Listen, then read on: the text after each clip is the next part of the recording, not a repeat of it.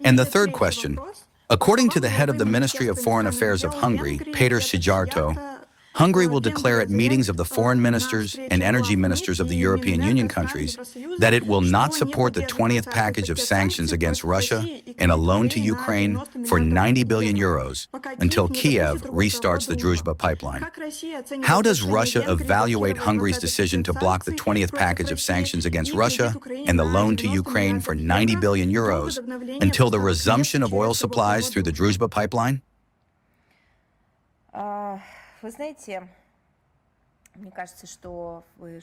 You know, I think you saw in the media, and I'm sure you probably wrote about it yourselves, that in the European Union, well, I don't know how to put it correctly, they have already found or devised a way to circumvent, as the media also wrote, Hungary's veto and issue a loan to Kiev. You see what is happening? The West, now I am talking about the European Union, is destroying international law, and before our eyes is destroying what it used to call a certain Euro solidarity.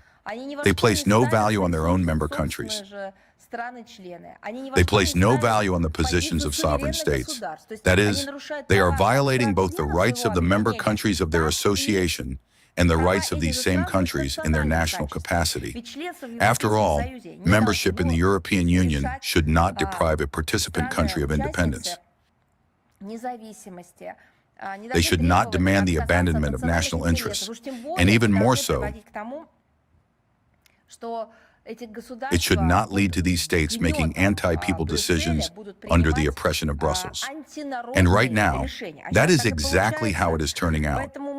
Therefore, we have repeatedly said that we highly value the balanced foreign policy line of the Hungarian leadership, which, contrary to the colossal pressure exerted by Brussels, pursues a pragmatic foreign policy course and firmly defends its national interests, including its sovereign position in the dialogue with Russia. The cessation of transit by Kiev via the Druzhba oil pipeline to Hungary threatens its energy security. These are the words of Budapest.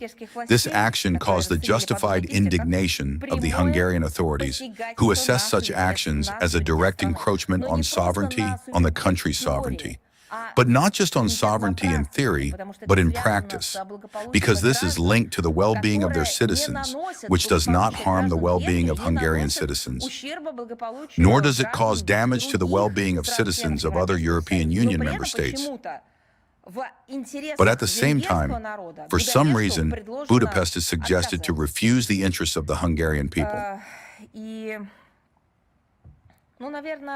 Well, we will apparently, unfortunately, comment on this topic further, because we see, I repeat, what it started with.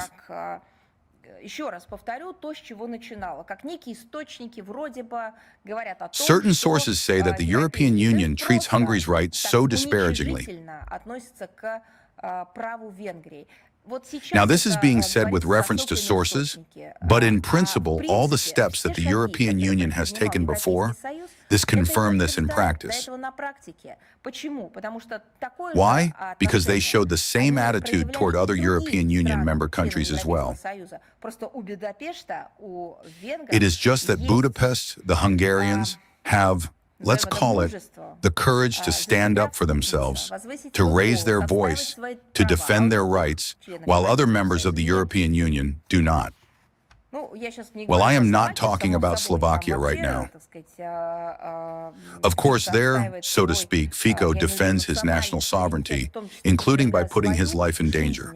Although now, as you know, direct threats of physical reprisal against him and his family are also being voiced regarding Viktor Orban.